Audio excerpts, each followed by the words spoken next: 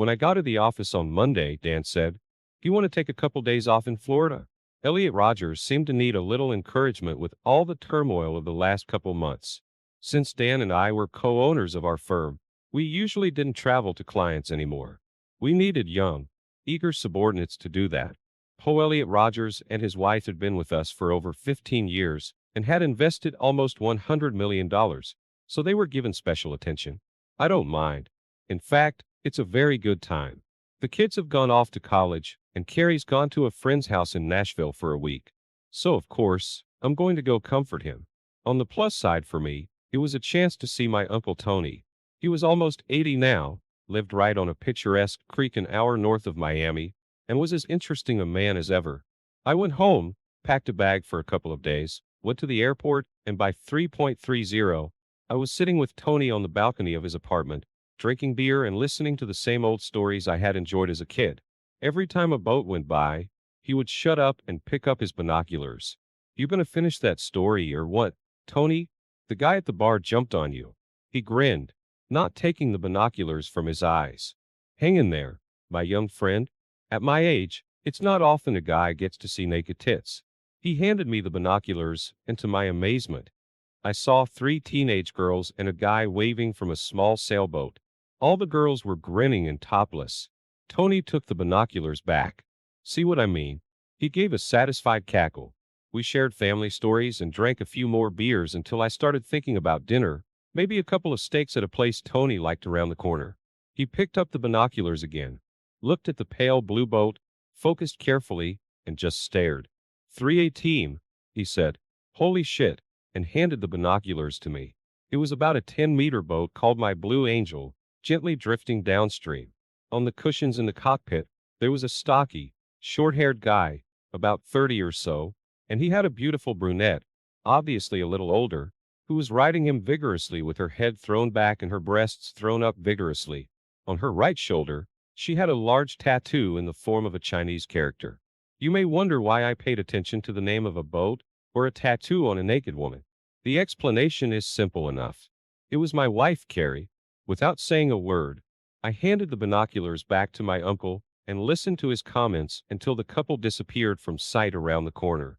When they disappeared, he lowered the binoculars and said, "Hi, what a sight that was. I see couples doing that from time to time, Jack, but I'll tell you, that lady was hot. If I was 20 years younger, more like 50, I'd say." I smiled at him. I was very upset, but I wasn't going to talk to Tony about it. We went to get our steaks, and then I brought Tony home, and he went to bed. I was in my hotel room by 9:30, and I had a lot to think about. You'd think I'd be destroyed, but I wasn't. Carrie and I were married for about 12 years. She was a great stepmother to my 2 children.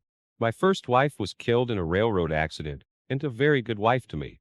I loved and appreciated her, and I knew she loved me. And yet, it somehow didn't shock me that she was cheating on me. Carrie had always been a restless person. She never liked doing one thing for long. During our marriage, she had 5 different jobs. She had many hobbies, from knitting to country dancing to horseback riding, and she just never wanted to sit still. Carrie and I had a sex life, which I enjoyed.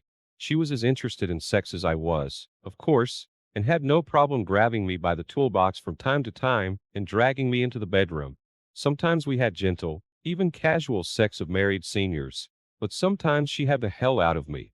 In fact, I reflected, one of her favorite positions for hardcore sex was riding me, just like she rode that guy on the boat. Even exhibitionism, in a way, fit. Carrie had tried several times to get me to fuck her in public. We tried on a park bench, a couple times in the back seat of my car, but I put a stop to all that. I didn't want my name in the papers.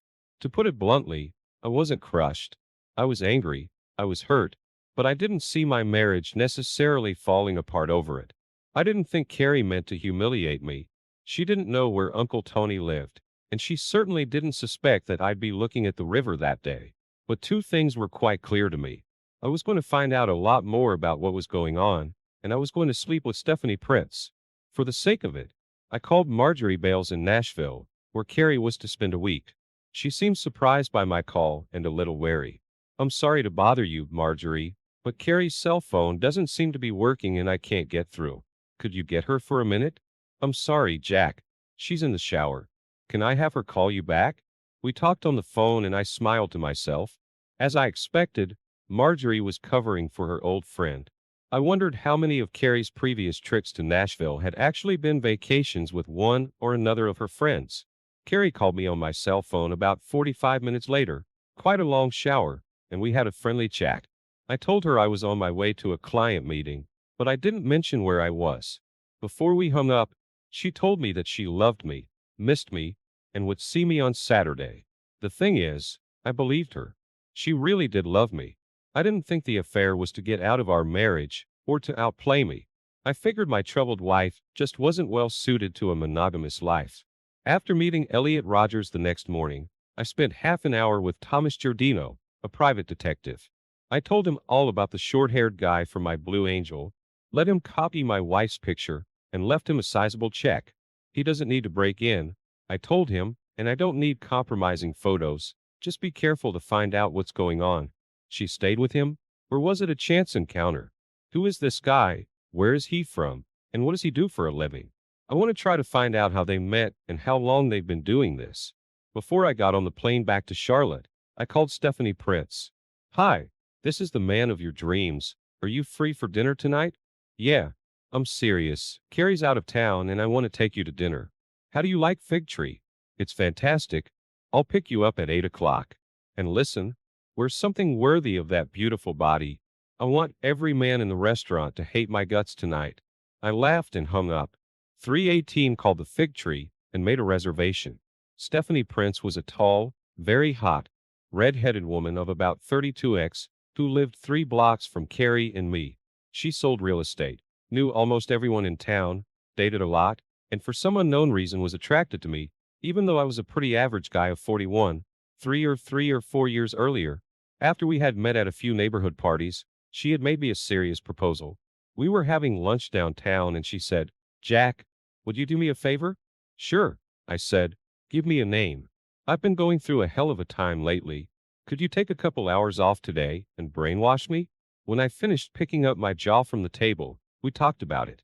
If I was considering cheating on my wife with anyone, it would be Stephanie, and I told her so, but I took my marriage vow seriously. I know you're happily married, Jack, and I'm not trying to break you up with Carrie. I'm not looking for a husband, or even a magical romance. I like sex and I like you. If you want to lay on the bed with me one or more times, just say the word. I let her go, but I didn't thank her for the flattering offer. I hadn't forgotten about it either, though it wasn't until I saw Carrie jumping on that guy's instrument that I thought I'd do something about it someday. The steelhead trout at Fig Tree was the best I've ever tasted, but it paled in comparison to my night in Stephanie Prince's bed. She was passionate, experienced, and indefatigable. I still don't know why she found me attractive, but she freaking loved having me until I couldn't get up anymore. And at least part of the time, Carrie wasn't out of my mind. Though as Stephanie rode me like a galloping bronco and pulled my arms to squeeze her beautiful breasts, I couldn't help but think about what I'd seen the day before at the Blue Angel. But that thought passed, and a few minutes later we were asleep. Me nestled comfortably behind Stephanie, resting my hand on one of her breasts. Dinner was surprisingly serious. We flirted, of course, and Stephanie kept hinting at her plans for me after dessert, but we also really talked. She's so attractive that it's easy to overlook how thoughtful and intelligent Stephanie is, but our conversation reminded me of that. It wasn't long before she asked the $64,000 question, right after we placed our order. Okay, Jack, spit it out. I'm glad you called, but what's going on? I smiled. Can I have an elegant dinner with the most beautiful woman I know? What about Carrie? Yes, she's attractive too, but, I said. Stephanie slapped my arm, smiling. Very funny. Really? What's the big deal? You've kept your distance since I showed interest a couple years ago, so why today? I told her what I'd seen in Florida and how I felt about it. It sucks, she said. I'm sorry, Jack, and I knew she meant it. We spent most of dinner talking about marriage, cheating, and trust. Stephanie had been divorced twice, both times to hot guys who cheated on her, after which she pretty much gave up on marriage. So she was very sympathetic. Over a cup of coffee, she asked, so what are you going to do? I smiled. In the short term, I'm going to drive you home and hope you invite me in. She gave me a half smile and gently touched her foot to my leg under the table. After that, I don't know. I think Carrie and I can get through this, maybe. I need to know how serious this affair of hers is, and I have a guy looking into it. But you know what? I think it's time to stop talking about Carrie. I signaled for a check. 5 minutes later, we were walking to the car holding hands. 20 minutes after that, we were already lounging on her couch, and even a little later, we were naked in Stephanie's bedroom. Over the next few days, the smile on my face from the amazing night with Stephanie came and went, alternating with dark thoughts about Carrie and the future of our marriage. The people at work must have noticed something because on Thursday, Dan walked into my office, closing the door behind him and asked, "What?" Sighing, I told him the story. "What are you going to do?" He asked. "Ask me next week," I said. "It depends on what the private investigator finds and what Carrie says. She'll be back Saturday night, so we'll see." Thursday night, I spent with Stephanie, and it was just as hot as the first time. I brought Chinese takeout and we fed each other in bed when we weren't fucking. You know what? I told her around midnight when we were sleepily watching Letterman. "I'm having a really good time. And this is a surprise to you, you asshole." She laughed. "No, that's not what I meant." I kissed her. "Sex with you is fabulous, Stephanie. I mean it. You're an amazing lover. But you turn me on so much that I didn't immediately notice how much fun I have when we're not fucking. Just talking to you, laughing, watching you dripping kung pao chicken on those amazing breasts." I leaned over and licked her, enjoying her shivering. I can't believe no one's bought you yet. You deserve better than me, frankly." She turned off the TV and pulled me to her for a kiss. "You're sweet, Jack, and I had a great time too. But don't minimize yourself. You're a bigger prize than you think. And if Carrie doesn't pull her head out of her ass, women will be lining up to try to make you feel better." "Including you?" I asked. She looked away. "I don't. I've pretty much resigned myself to the fact that I'm not a settled girl. But let's just say I don't know and leave it at that." We left it at that, both of us realizing that things had gotten very serious.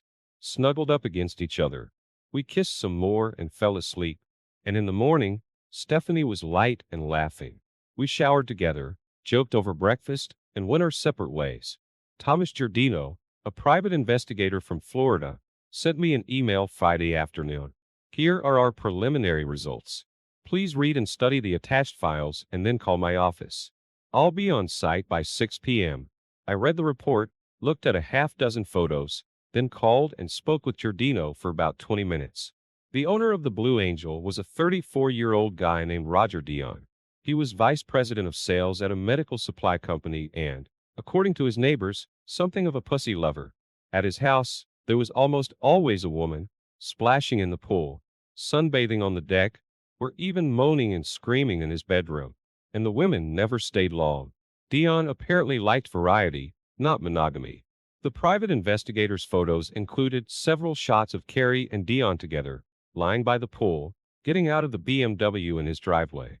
And in one, they were eating together at a table in the back of the house. There was no sex on either of them, though it was obvious she was staying with him. Several people in Dion's entourage recognized Carrie from the photo I provided, but no one could remember if they had seen her before the current week. So what could I conclude?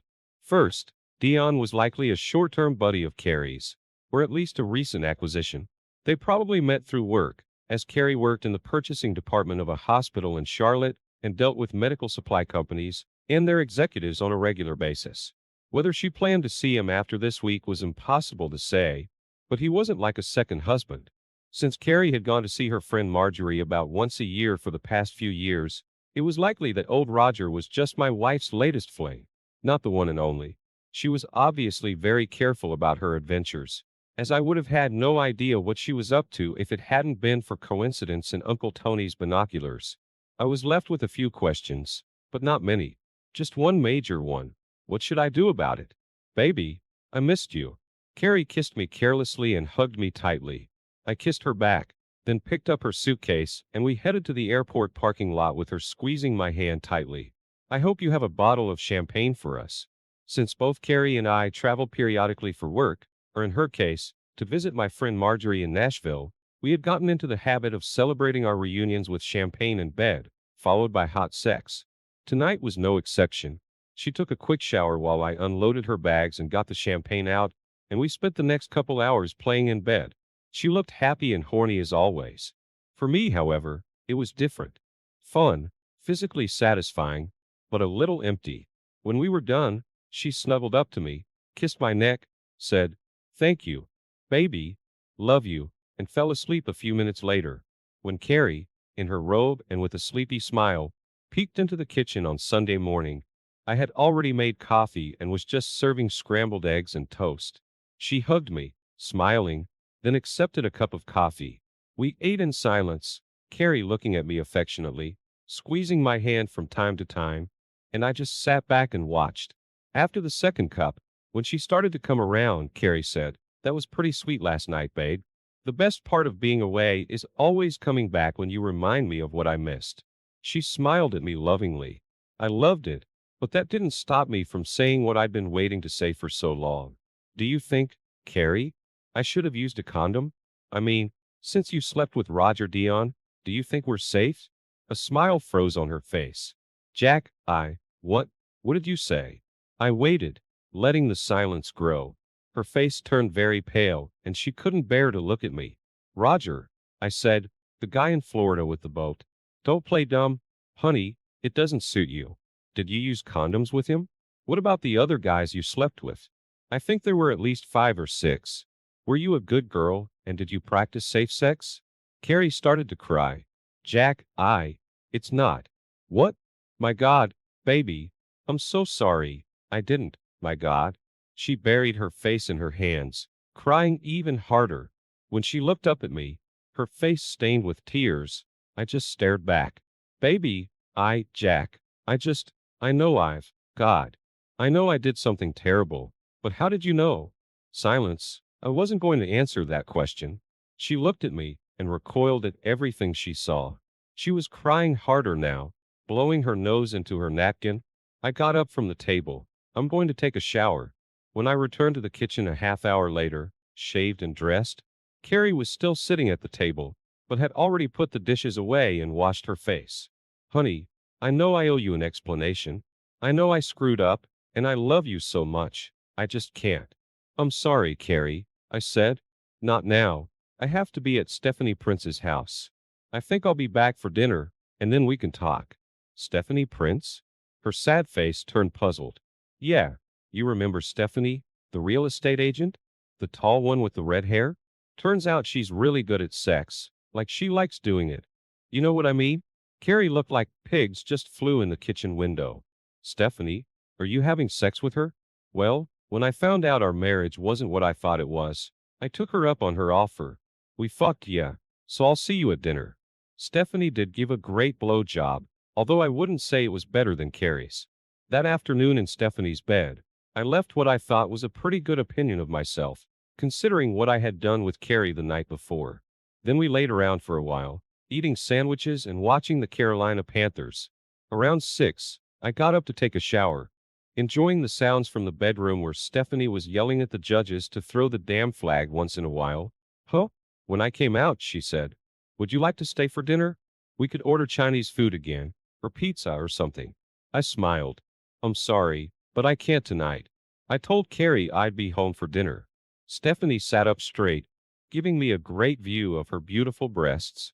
"What the fuck? You mean she's back and you're here? Does she know?" "Yeah, she came home last night. I told her all about her boyfriend this morning. And she knows exactly where I am, although I don't think she likes it much." A slow smile appeared on Stephanie's face. "You're a tough son of a bitch, aren't you?" She got out of bed, pulled on a nightgown, and came over to me for a hug. "So what's that supposed to mean?" she muttered.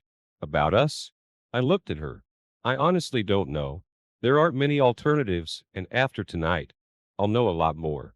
I could get a divorce, and then you would be item #1 on my to-do list." He smiled to hear. "Or I suppose Carrie and I could arrange an open marriage, given what she's doing. In which case, see above.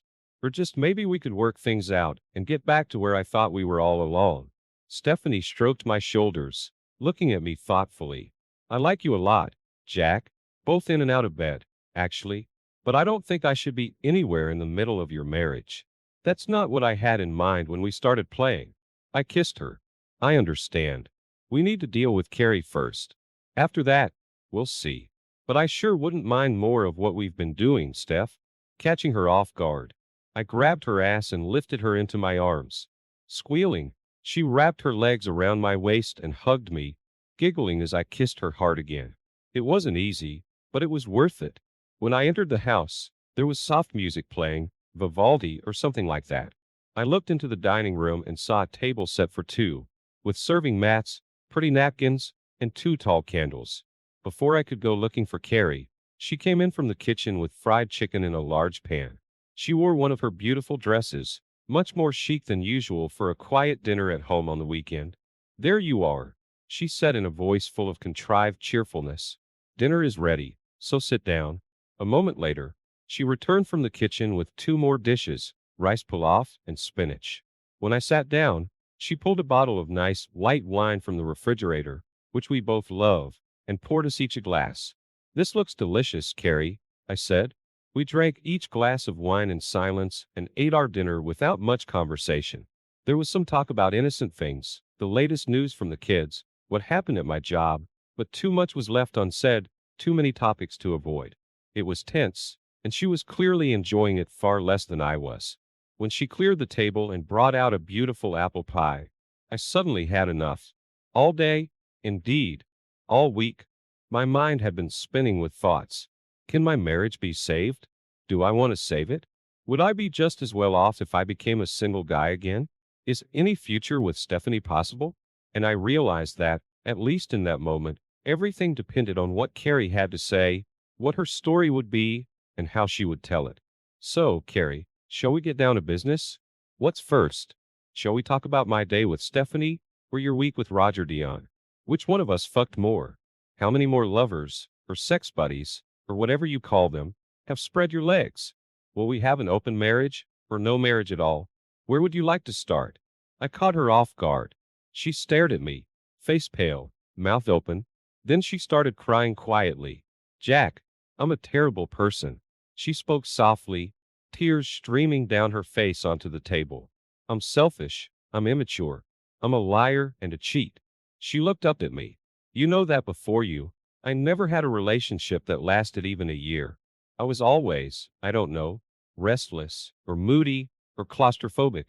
Always dissatisfied with what I had. And when we met, when we fell in love and you proposed, I was so happy, so happy. I felt like I'd finally found the right guy, and I'd love him to death forever. No more worrying, no more worrying about what else or who else is out there in the world. Just one man who made me so happy. Now I was the only one who was surprised. No evasions, no attempts to downplay what she had done, even though I didn't know it all yet. It wasn't what I'd expected,